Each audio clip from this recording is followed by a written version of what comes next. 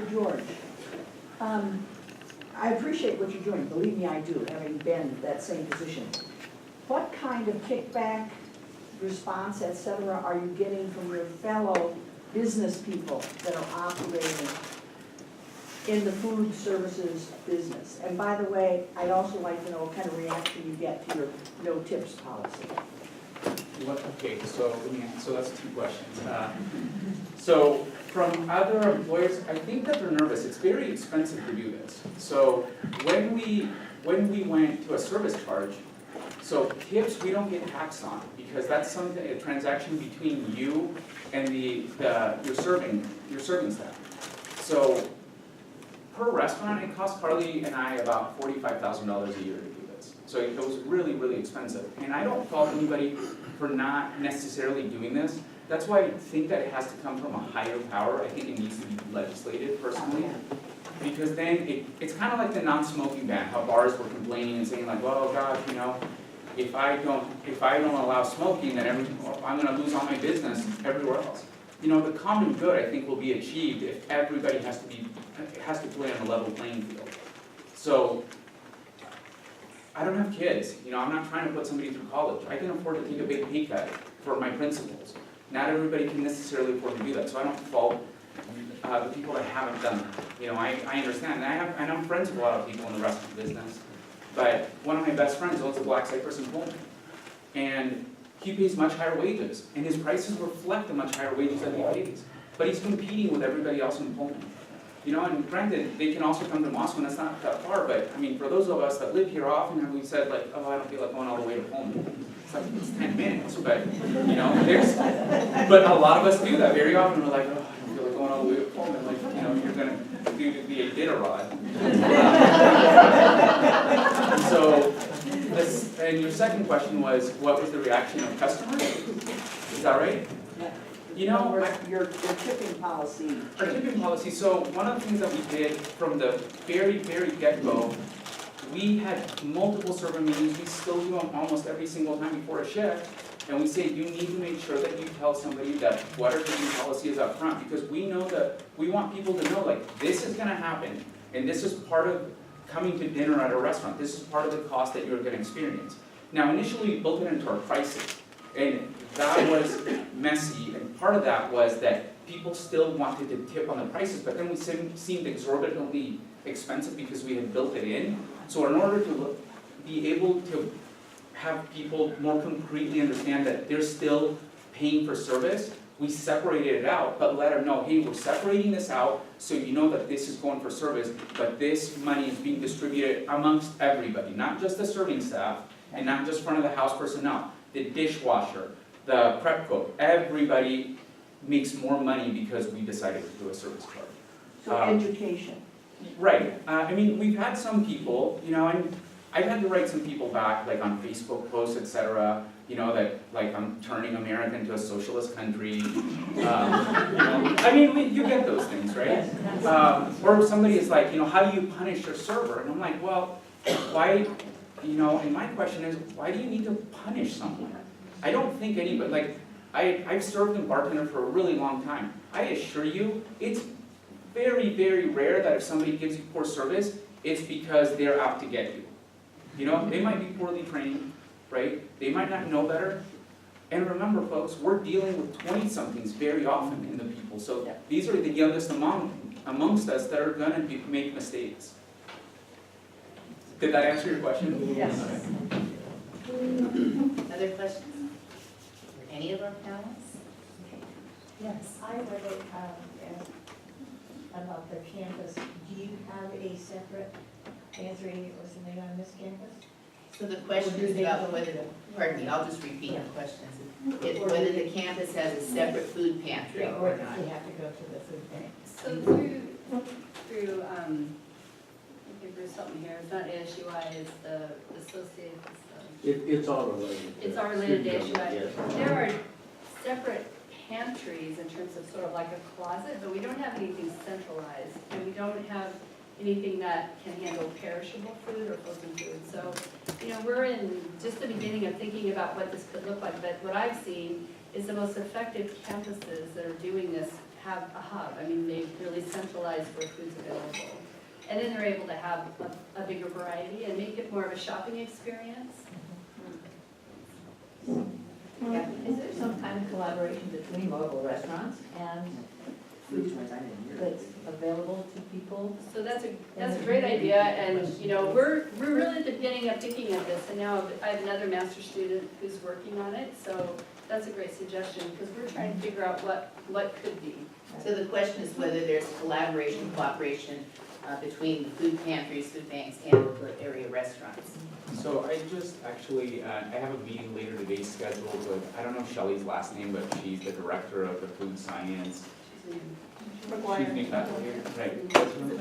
Yeah, Mark's wife. Yeah, so I have a meeting with her actually, because one of the things, her and I had a conversation a few weeks ago about the fact that, you know, like, we don't do home ec anymore. And home ec, you know, in Greek, right, economia for us means to economize. It's much more expensive to buy chicken breast than to buy a whole chicken and break it down, but most people don't have that knowledge anymore to be able to break down a chicken and get 3-4 meals out of a chicken. Now they have to go the expensive route, buy a chicken breast at 4 or 5 times the price. And so I talked with Shelley about maybe starting to do some classes for students, kind of along the lines of what you're all talking about, because, you know, it's really expensive. Every time, like, take it from the guy that takes like $2 worth of pizza, $2 worth of flour, water, and cheese curds and sells it for 16 bucks. You know, value add, it's expensive, right? Yes, isn't that?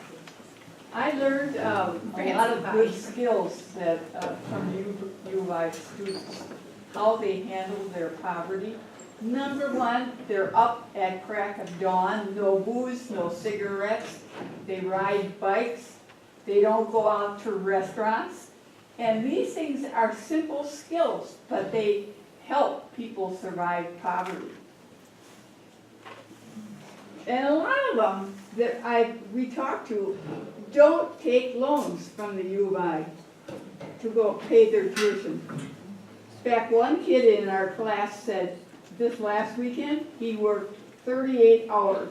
So everybody was cheering him in class. Time, 2 more questions. Are you guys collaborating with Poverty and the Blues or First Tables Project for any of your things that you're doing, or the? So I've been involved with poverty. Nancy, would you repeat the question? Okay, sorry. So the question is whether any of these panelists are collaborating with Poverty on the Palouse or the Palouse Tables Project. So I've been involved with poverty in the police as I can, and I think a lot of us are just in this process of understanding what are the steps that we should take. And right now, I'm trying to focus on the U of I because I have students I'm working with. I would mention, as the originator of Poverty on the Palouse, the idea that we're all in this together and it's an ongoing effort. But the biggest, I think, gain from that initial endeavor was pulling the parties together so we could avoid replication, find out where the gaps are, find out where we have strength in working together. And it's just been a marvelous thing. You heard Mills mention Family Promise, and we have Bruce Pittman over here, who was the instigator of bringing that concept to our area. The recognition that it's not just about building affordable houses, it's like having to address all these myriad issues that relate to our economic insecurity in our area.